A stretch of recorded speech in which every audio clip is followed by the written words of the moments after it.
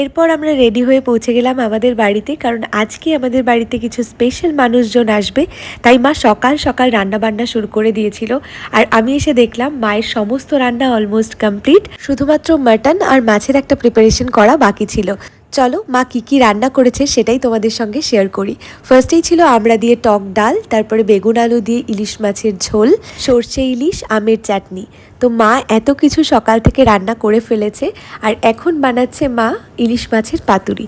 তোমরা এই পেঁয়াজ দিয়ে ইলিশ মাছের পাতুরিটা যদি কোনোদিন কেউ ট্রাই করো, তাহলে আমি গ্যারান্টি দিতে পারি তোমরা ভুলতেই পারবে না এর টেস্টটা। বাড়িতে এসে ভেবেছিলাম মাকে একটু হেল্প করব, বাট মায়ের তো সব রান্না হয়েই গেছে। মা কিন্তু আমাকে এই বাড়িতে আসলে কোনো কিছুই করতে দেয় না, বরং জলটাও আমার হাতের সামনে এগিয়ে দেয়। এনিওয়ে, আজ আমার দিদিভাই আর শানুদা এসেছে বিয়ের পর প্রথমবার। তো অনেকটাই বেলা হয়ে গেছে, এখন আমরা লাঞ্চ করতে বসে গেছি সবাই মিলে।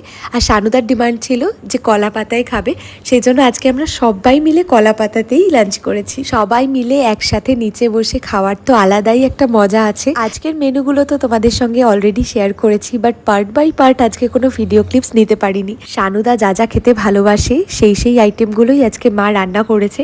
শানুদা টক ডাল খেতে খুবই পছন্দ করে, সেই জন্য মা আমড়া দিয়ে টক ডাল করেছিল। সর্ষে ইলিশ শানুদার ফেভারিট, তাই সেটাও হয়েছিল। আর ছিল মাছ পাতুরি আর মাটন। শেষ পাতে ছিল চাটনি, পাঁপড়, দই, মিষ্টি। লাঞ্চ কমপ্লিট করে খেলাম একটু কোল্ড ড্রিঙ্কস।